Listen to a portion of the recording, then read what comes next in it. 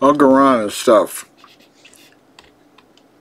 Growing up in the 1960s in America, this is all initiated because of my oldest granddaughter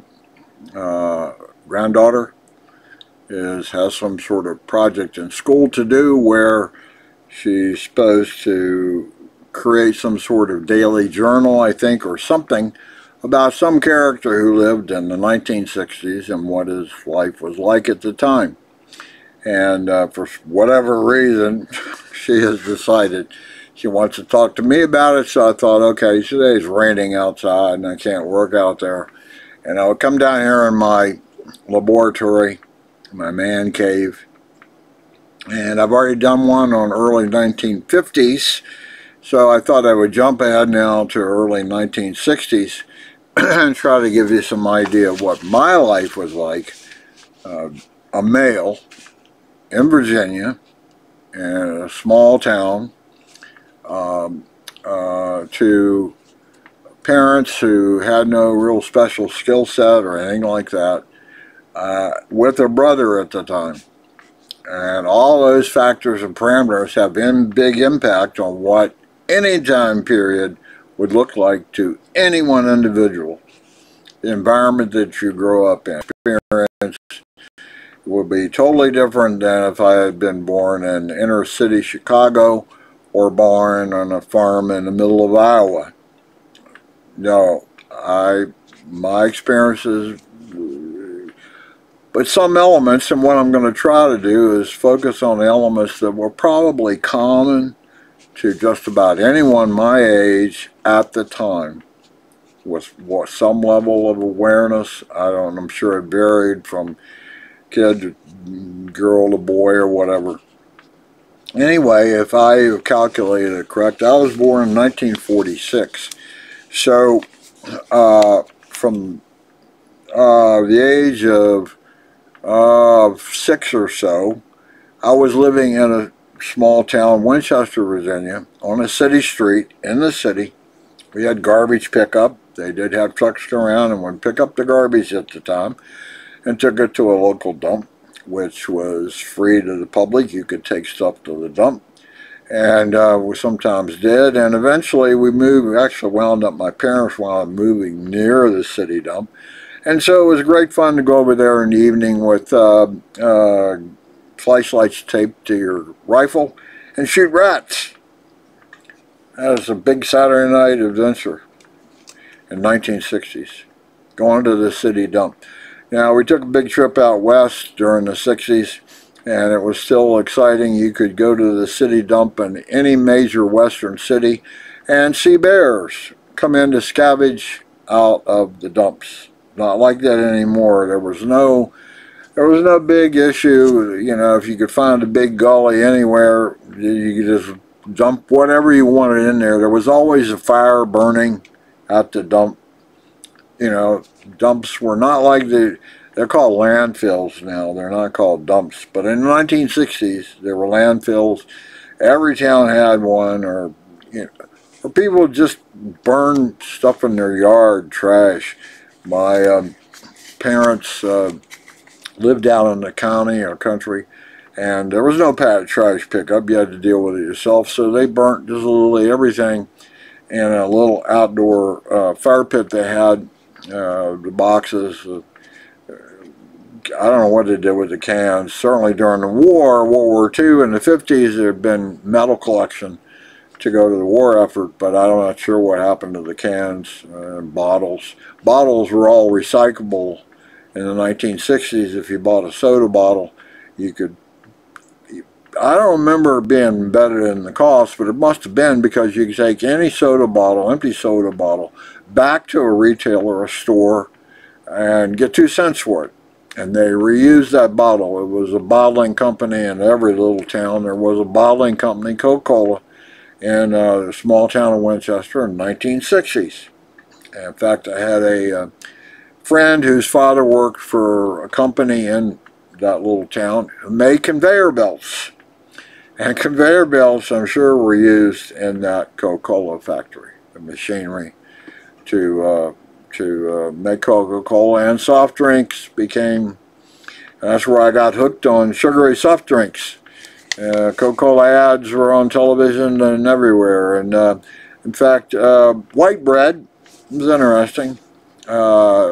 Became common in the 1960s, at least in the smaller towns where I was. No white bread. It was all local bakeries at the time, no national bakery per se.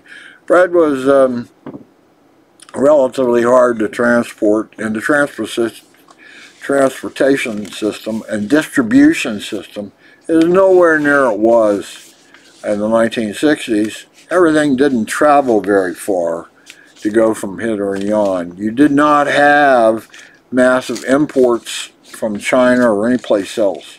It was rare, but now and then you could see something like my uncle, and this was early 1960s. He had a cigarette lighter, and it had broken open. And on the inside, if you looked at it, it had been some sort of American can that had been bent around and made into a cigarette lighter in Japan. It was made in Japan from recycled American metal. And so you did start seeing some made in occupied Japan. We were still had occupation troops in Japan in the 1950s and even into early 1960s. Now, I don't know when that ended, but it's probably sometime in the early 60s. For a long time, we had occupation troops in Japan, and there was some trade beginning to occur between Japan and the United States. That was the first major shipping party. There had been fruit, various big fruit companies had been established around the world. Bananas, for instance, they weren't primarily grown in Virginia, but grocery stores, which had been mom and pop, had now become, there had been the establishment of grocery store chains, A&P, Safeway.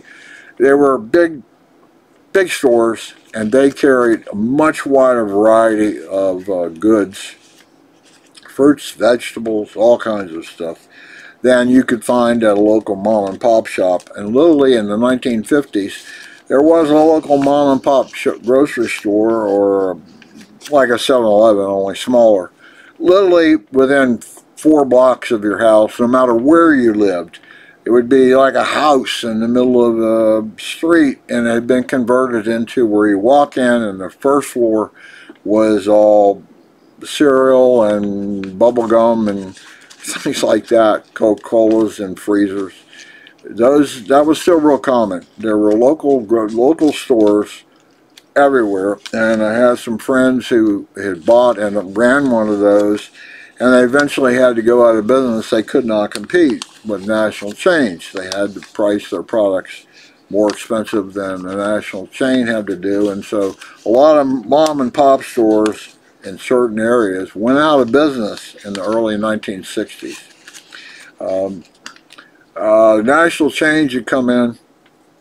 There had been some international trade started. I'm sure there had been trade going on all along, but it was not as common. Everything was made in America, by and large, no matter what it was. And there wasn't not the variety of products and services that we have today at all. Not like anything like that.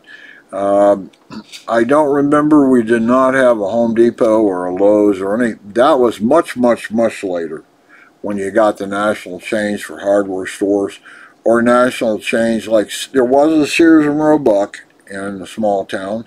Sears and Roebuck had been established in the 1920s or so on, and had grown across the country. Had a large mail order catalog. A lot of business was done via mail order at the time. Again, no internet, so you couldn't do it that way, but you got a free catalog, and Sears catalog could be 2 inches thick, and it carried everything from clothes to farm equipment.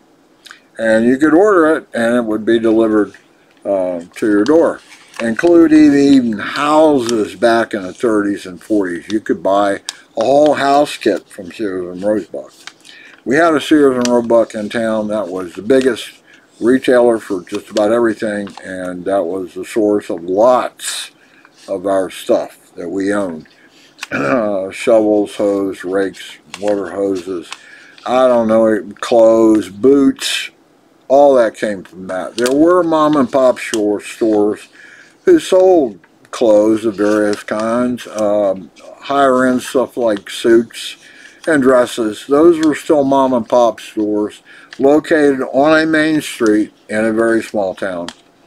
From an economics point of view. In 1960, let's see, I was still, I started, let's see, 1960, I was 14. Okay, so I lived in the city till I was started high school, and there was a city high school and there was a county high school, only one. And because I lived in the city, I went to the local city high school. And at that time, the only transportation was you had to take the city bus. And they had established city buses in Winchester City at the time. And they drove down most major streets. I did not have to catch the bus right outside my house.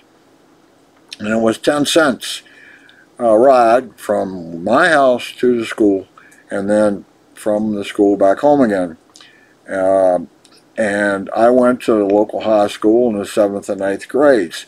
It was a big, massive experience. Everybody who lived in the city, and I think the population was probably 6,000 people at the time, all went to the same high school. So it's the first time I had really noticed differences between people that lived near me. And in the city, there was already, in City High School, already a well-established hierarchy, a stocracy. There was the wealthy kids who lived right in the heart of the city in big old houses that probably came from the apple industry in the area, or perhaps had been established during the Civil War when Winchester was a big shipping depot for food supplies throughout the Confederacy. Anyway, there was wealth had been concentrated there, and homes in a certain area near the high school were all mansions, if you want to call them that. Certainly mansions at the time. Big brick, multi-story, big porch. They looked Victorian. They looked like something you would find in Victorian England or in a big city out, you know, wealthy people owned. So I met those, and they were the hierarchy of the wealthy were the top tier of high school, and most of their fathers or whatever, again, they had wealth, but they were also doctors or lawyers or professional people of some kind. They had been educated, and therefore the children of those band together, they had probably played together, they'd probably gone to social events together, and they were a niche. That was the first big niche of my personal life noticing anything. Having come from a small elementary school, there was only like 100 kids in the whole school. I didn't know anybody. Yeah, I did know some kids that I had gone to elementary school and grown up with, by the way. I knew the same kids for 6 years in elementary school. You know, you formed friends. You were in classes with the same 6 kids over and over and over again. There was only 100 of you. So I got to know a lot of people, but a lot of them lived here and there and all around, and I didn't visit them. It was too far a ride. The city was 5,000 people and I don't know how many square miles, but anyway. But the high school was the whole city, not, I think at the time there were maybe 3 or 4 or 5 elementary schools in the city. I only went to one, but there are all these other elementary schools feeding into high school. High school may have had 400, 500 students, something like that. It wasn't a huge high school, but it was large enough for me. And high school was a difficult time for me. I knew people, but I didn't. And for some reason, the shifting from the elementary school and close to my home to a bigger metropolis where you actually changed classrooms each hour, which had been true in elementary school after a certain period of time. You didn't have the same teacher all day long. But it was entirely different in high school. You had a lunch period, you had, I don't remember, recess, it was probably PE that started. And high school, this particular high school, they had established what was called tracks.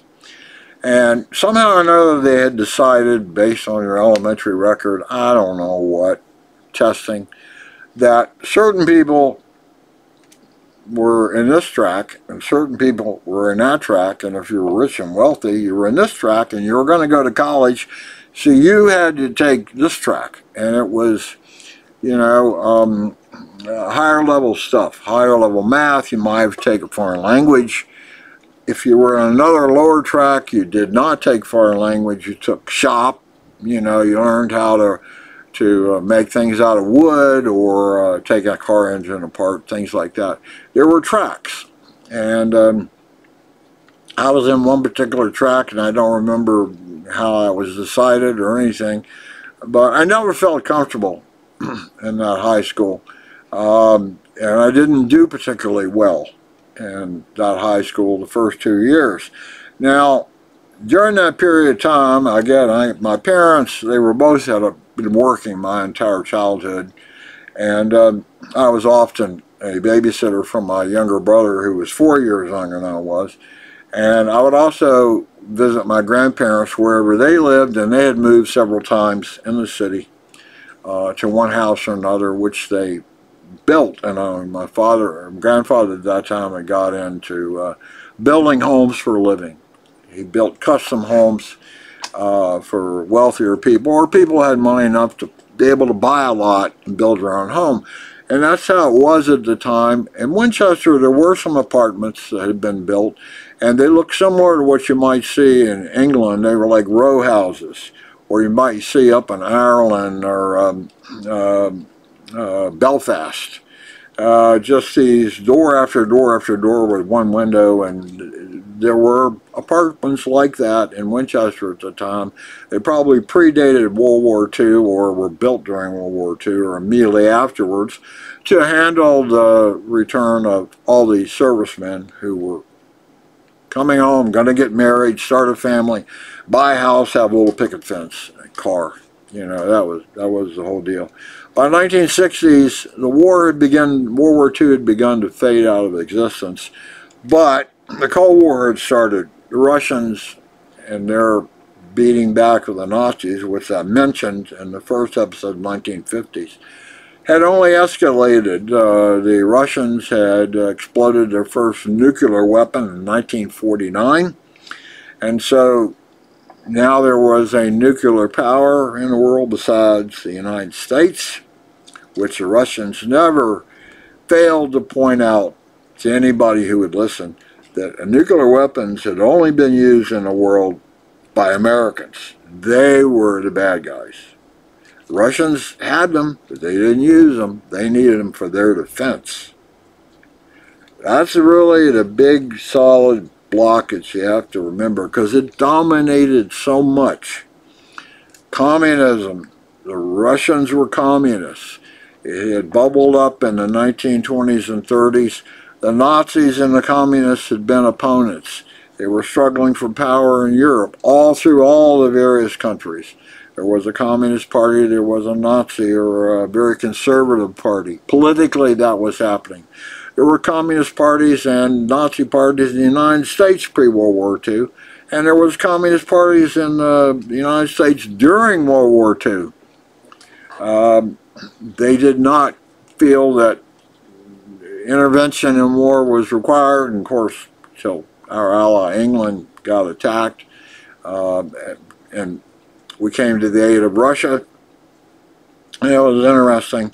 In the 1960s, although we were at odds with the Soviet Union as they proceeded to build up their nuclear arsenal, and they had risen up out of the ashes of World War II, and they were totally propaganda.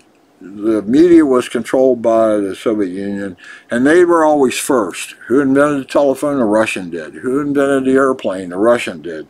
It was always they were first, and they were best, and they were really proud of their country and they were going to defend their country, and they were going to hold on to all those satellite countries they had taken away from the Nazis. And we were at odds against that, and that dominated a lot. Politics were all about that. Military spending, which had dropped way off from World War II, began to rise again, and industries rose up to research and development, weapons production, weapons research, the establishment of many laboratories around the United States, which had already been in place, but more so now. Nuclear energy, the harnessing of the atom, nuclear power plants started getting built in the 1960s. They started in the 1950s maybe, but didn't come online for 10 years because they were so damn hard to build and run, as example by what happened at 3 Mile Island in the 1970s, and then Russia later on. High school.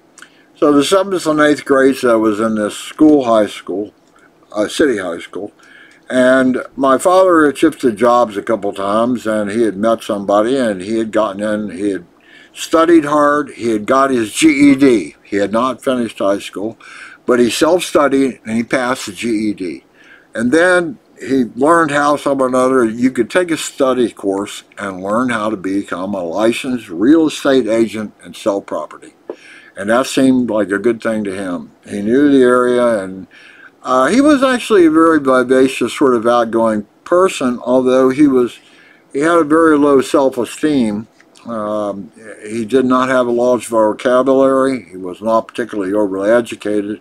And when he was around people that were educated or used fancy words or big words, he was a little intimidated. And he would tell you that, you know. Anyway, he became a real estate agent, and he started making some good money. And he was good at it and sold some property. And anyway, we began to have more money, and they finally saved enough money to buy a house out in the country. So out that big old main road that ran from north and south through Virginia, Route 11, which was the main road for anything still in Virginia in the early 1960s, he bought a house outside of town, out in the country, in the county. So we moved out there, and it was in the middle of nowhere. No more city streets. There were no people around, friends around, nobody in the neighborhood. Nothing. It was terrible. Nearing that point, about that point in time, and I don't remember exactly what led to it, but I became interested in shortwave radio, and I don't know how this happened. I had been given a kit as a kid, maybe when I was 8 or 9, where you could make yourself little things out of electrical components with a battery, and one of them was you could build a radio. And I had done so, and then I had been reading something I used to see, Popular Mechanics. That was a have-to read for a boy my age at the time. And it would tell. Anyway, I turned this receiver into a shortwave radio receiver, and with that and an antenna and some headphones, I could listen to broadcast radio from all over the world. Radio Moscow was like broadcasting at a bazillion watts of power. So I don't care. You could hear it in the basement on a string if you held it up to your ear long enough, because it was that strong. And they didn't always speak in English, but they had a lot of English-speaking broadcasts. And I got enthralled by the fact that I could hear people from all over the world and what was going on by magic. By radio through the medium of shortwave radio. And that got me interested and led on to other things. Anyway, in high school, when we moved out in the county, my interest sprung up again, having to do with radios, and I had learned that you could own your own radio station, and I took the exams, studied, built my own radio transmitter, had a license, put up a big antenna, which my father really helped, because he bought this giant piece of metal post that had to be put up, and then wire stretched from the top of that post all the way to over a tree. It was what's known as a 40-meter antenna, which was 30, 40, 50 feet long. And in the bedroom I had a transmitter and a receiver and a whole setup, and I began to talk to people all over the world. And it was great.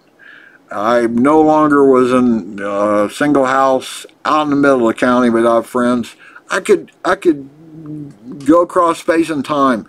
I could talk to somebody, and I did, in Australia, who was a day earlier than me, according to every clock known, but we were talking at the same moment. That was magic. I could throw my voice thousands of miles. This is before the internet. Now you can throw your voice on the internet any place you want. You can even show your face and talk over internet all you want, you know, but at that time, no. No. We had telephones. Long distance still cost you money. We were still on the party line. In fact, I got into trouble because I wanted my own telephone in my room. We only had one phone in the whole house. That was it, one phone. No handheld phones, no. So, you know, I could get to the telephone line in this dugout basement we had at the time, and I, you know, strung wire and strung it up. I don't know, bought. You could junk phones everywhere. People threw out telephones. Telephones used to be owned by the telephone company. You had to rent them. You never owned a phone. It was rented to you by the telephone company. You paid for it in your monthly bill. Okay. Sometimes, and it must have been in the late 60s, early 70s, the rules were changed to allow you to buy your own phones, and that's when you started seeing all these phones for sale, and everywhere you went, any kind of store had telephones for sale that you could buy and own and plug into the telephone line and blah, blah, blah. You didn't have to pay the telephone company anymore for phones. And you could put a telephone in every room if you wanted to, and some people did. They paid people to string wire. Well, I'd strung wire from my basement up into my bedroom, and I had put a telephone on it. Anyway, I didn't wire it properly, so that I was somehow or another disconnecting everybody else who was on the party line. And so, you know, the telephone company came by one day when I was there. In fact, I heard them come to the door, and I managed to go down and rip all the wires out and get it out of the way. And they couldn't find anything wrong, you know, but my parents weren't real happy about it. So the next time I learned a little more and hooked up so I didn't disrupt everybody else on the party line. Anyway, I'm out and out in the county, so I have to go to a whole new high school, and that's in the 9th grade. I don't know anybody now. None. And the hierarchy there is athletics, not money.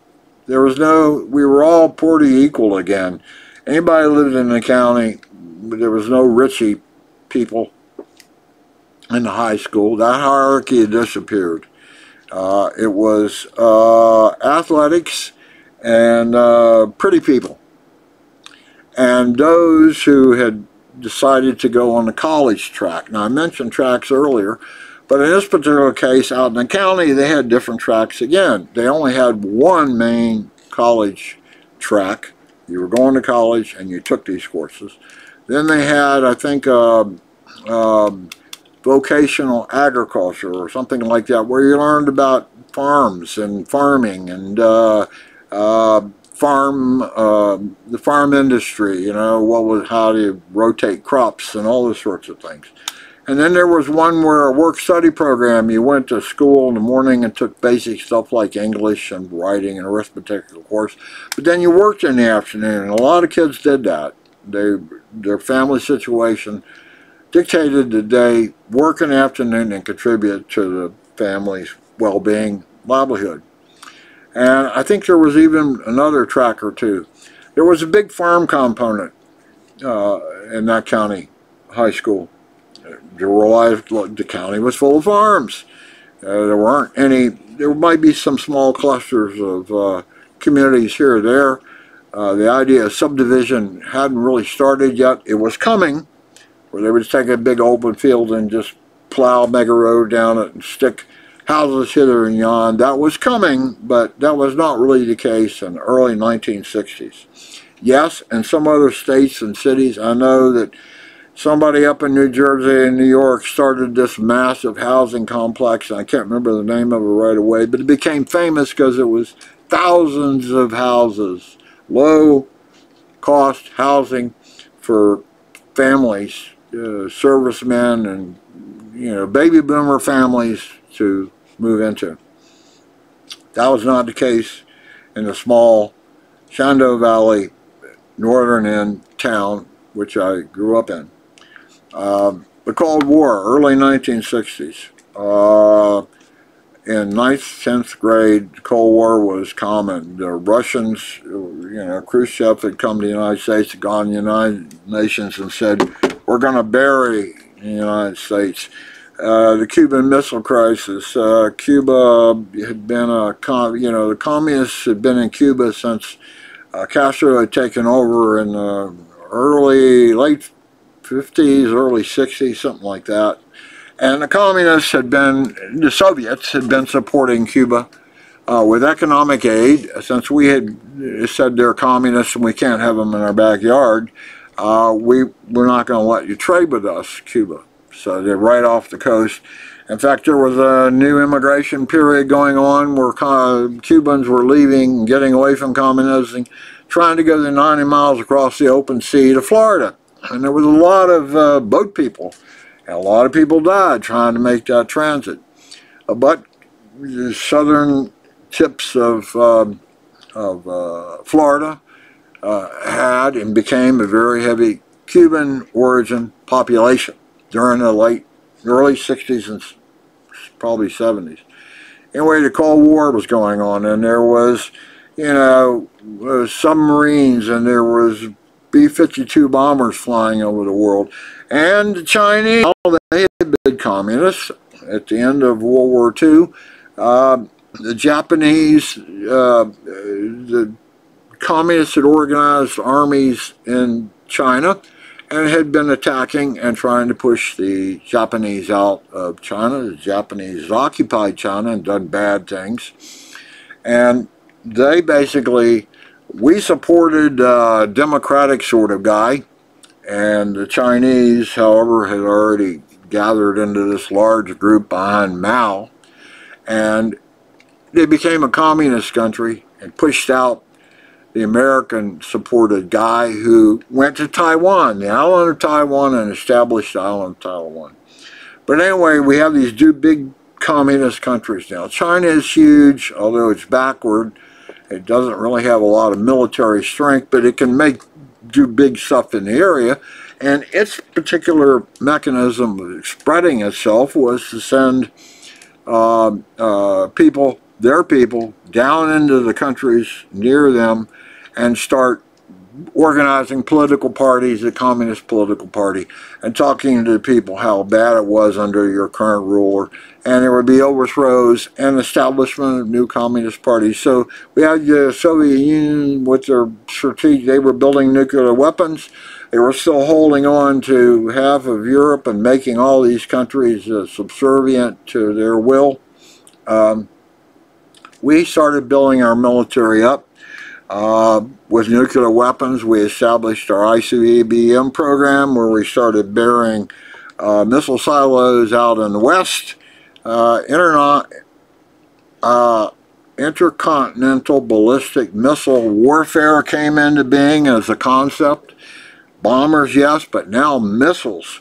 The whole missile thing, as you don't know, we had captured all of the German scientists associated, well, not all of them, because some of them went to the Russians got, but there was a big scramble after war to get all of the scientists who had been heading up all this new technology in Germany during the war, i.e. the V-2 rocket, which rained hell down on London for a long time, killed a lot of people. Any of those scientists ever convicted of war trials? No. No, we got them, brought them back here and said, it's okay, you work for us now. We need to know how to make missiles. During that period, space program started up.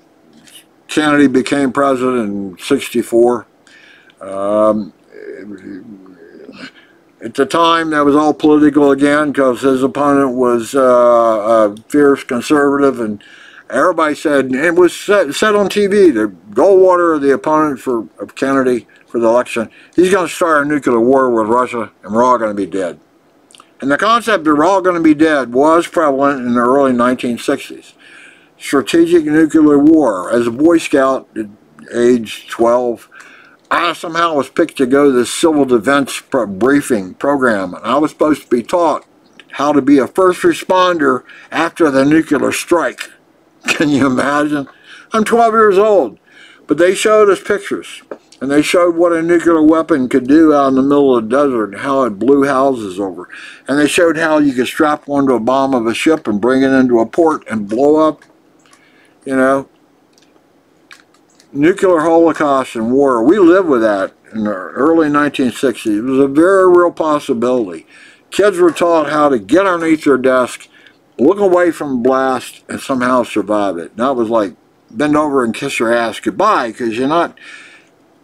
When we moved out in the county, the house that we had a cistern in it. They did not have a well, and it was not on city water, and at that time, the water off the roof ran down gutters and ran through pipes and went into this big concrete basin underneath the porch, and that's where all the water was kept. And from there, it was, I don't remember a pump, but it was routed to faucets, toilets. That was the water. You got rainfall, including all the bird poop or whatever else was in it. That was your water source, okay? Cistern water. Well, we did something connected with water, built a well, I don't know. The cistern wasn't needed anymore, but my father being, you know, waste not, whatnot, we had this big concrete box off the porch. So it was my brother and I's job when we got home from school to go put a ladder down in that box and scoop all the crud out of it in the bottom and clean it all up, because that was going to be our bomb shelter. And they were selling bomb shelters, these big metal tubes that you had to dig a hole in and then put in the ground. My uncle reworked his basement and set up various ray barriers, so if that was the idea. You had to go through this like maze, and the idea was that various radiation would not make it. It would make it through one door but not the next or so on. And he had a bomb shelter in his house. It was a very real possibility that we were going to have nuclear war, and people, it was going to be destruction of everything. That was real. That was overriding. Death is around any second and any moment. We could come. We lived away from Washington, D.C., did not consider ourselves a major target, but the winds blew in our direction, and radiation was going to fall all over the place. There was also a military facility in the Appalachian Mountains near us, 10, 15 miles away, that I did not know for a long time, because it was a secret, was Federal Energy Management Agency. And at that time, it was the command and control center for the U.S. government in case of a nuclear attack. It was buried deep underground, that rock Appalachian mountain chain.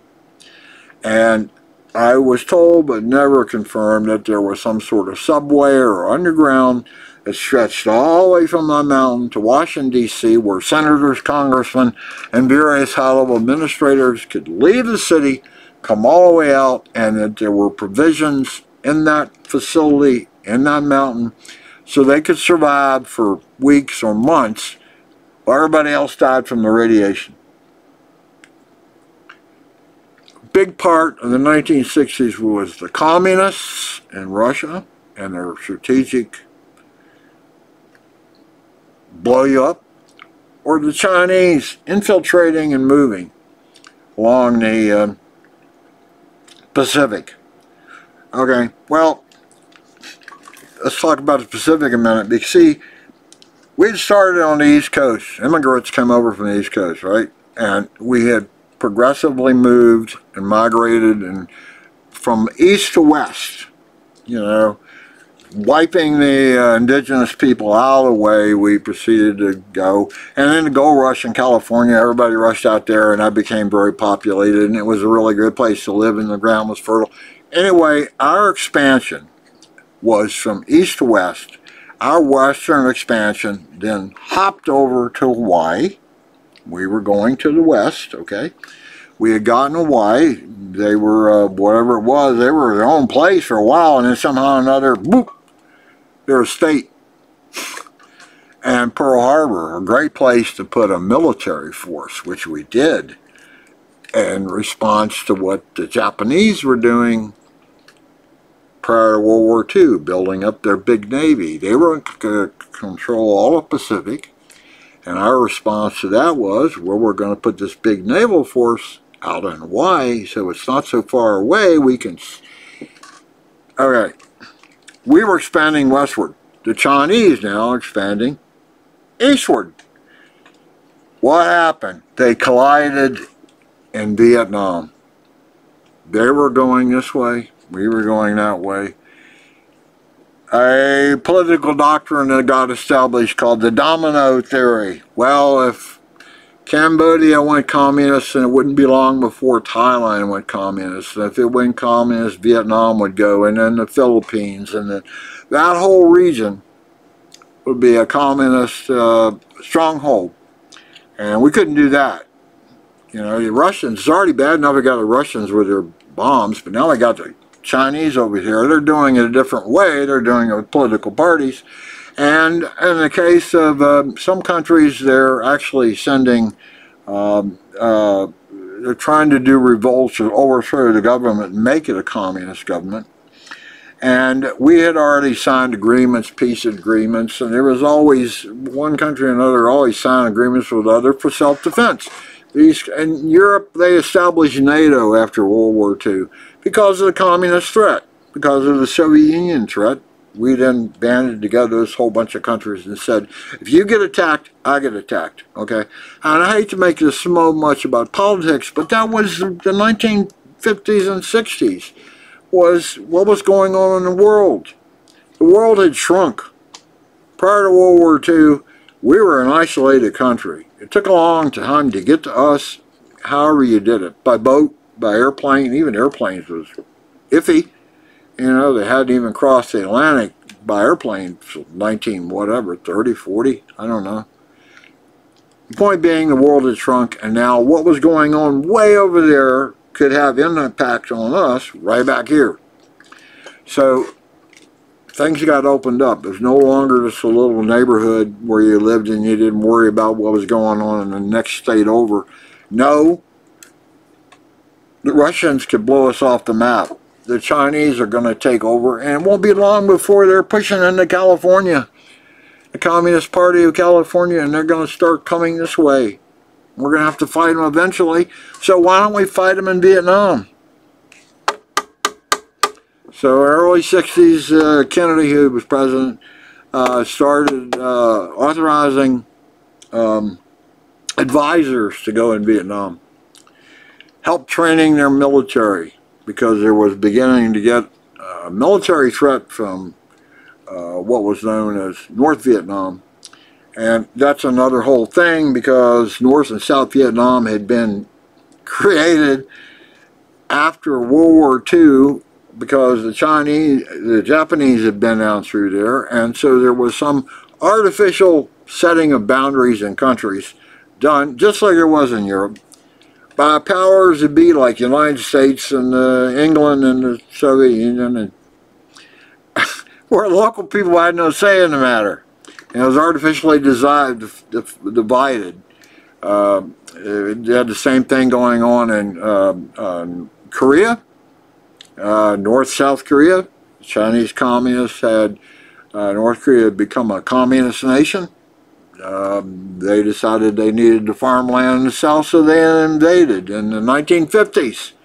Korean War, 1950s. The war never ended. It was just one right after the other. Vietnam was the next war. That was a big dominating factor. When I was in high school, the draft had started. People were being military age, if you were a high school graduate or you were not, but you were 18 years old. I had to go down to the post office and register for the draft. They could call me up, give me some training, give me a gun, put me in a uniform, and ship me to Vietnam to defeat this terrible threat. That's enough of this. I'm just trying to give you an idea that cultural and political was a big, big factor in the life of every human being in the United States. I don't care where you lived. You couldn't avoid it. It was in the movies. There was television programs. It was in the literature. You couldn't not be aware of it. The president spoke about it all the time. We also had the whole racial issue starting to tear apart and break open at the time. Segregation ended in the early 60s. Yeah, early 60s. The high school out in the county that I went to when I initially started in 9th, 10th grade was all white. But segregation did occur, I think, in the 11th grade, and we got our first black student or two. And I don't remember anything. There was no police escorted him into our building. I remember seeing him go down the hall, but so what? I don't remember anything. It was a big bat nothing. Sure. I don't know. I was much more interested about the girl who came to school in 11th grade who carried the label, she was a nudist. She belonged to the local nudist colony. Well, okay, that was way more important to me than whether there was a black guy or a girl in our school. I'd never been a racist guy. I'd never been around racist people. I'd never been it was there all the time. You see signs, colored only. Yes, it's a drive-in. They had to go in a certain area. They had colored bathrooms. Yes, segregation was present. But it was just part of the background, everything. There was no blatant sort of aspect to it. There were no lynchings. There was no reported beatings of somebody doing something or other. I don't remember. It was probably pretty strict in a sense that blacks and whites, especially black women and white men or the other way around, could not be seen together. I'm sure that's probably the case in the small, very conservative South portion that I was in. Anyway, this is too long again. This has to do with the 1960s. And again, it's so important because it dominated everything. The world situation. It was now become a world. It wasn't the United States anymore. That had changed when we had to go to Europe. But now it was more than that. It was even over in the Chinese, Japan, Australia, the Philippines. It was Poland, Berlin, which got divided into East and West. The communists controlled half, and the United States had their contingency. We still have a ton of American troops in Germany to this day. And ever since World War II, we've had American troops stationed in Germany. Initially but now because of the communist threat. There was big concern the communists were going to invade and sweep right through Europe because nobody was prepared, and we would have struggle being able to stop them in any rational way. We did not have the men of the equipment or perhaps even the will to mass an army to get it into Europe to fight a Soviet invasion. They were going to own Europe. The Chinese were going to own the rest of the world, and we would be carving up South America and Africa. Those were still, Africa particularly was primitive countries. South America had already had communist dictators. They were already trying to become a communist continent, if you will. The world became a world. Trade, communications, instant something or other. Anyway, enough of that. This is growing up in the early 1960s. I haven't even gotten to get out of high school yet, and already there's a draft and wars, and I even completely forgot about the Korean War in 1950 to 1952. The war ended in 1946 in the Pacific, but then started again right away in 1950. I think it was 1950, and it lasted for 2-3 years. Where we were back in a conflict again, and those people who had been sent home after World War II got called back up and sent to Korea to fight. And when we were not prepared to do that, there was one of the things that got McCarthy fired was he was ahead of it, was we'll just drop a couple nukes on North Korea and that'll be the end of it. No, we don't really want to start that. Yeah, it's one thing to stop the Japanese war effort with 2 nukes, but I don't think it should be a good idea that they're used for any sort of reason at all. Anyway, nukes were in the picture, Death, mass death, the extinction of the species was in the picture. It became known. It was real. You lived with it every day. I remember riding home on a school bus thinking this was going to be the last day of the world. It was a Cuban Missile Crisis, and there was going to be a run-in down off the waters of Cuba between Russian ships and American warships. And if something had been torpedoed or something had happened, I don't know what had happened. There would have been an escalation, and maybe nuclears would have gone back and forth between the two countries. There was a madness to it. Mutually assured destruction. That was the policy. If you do us, we're going to do you. I mean, there was not any real thought as to survival of the human species. Late 50s, early 1960s, the world became the world as we sort of know it now. This is the 27th of May 2024. Way too long. Bye-bye.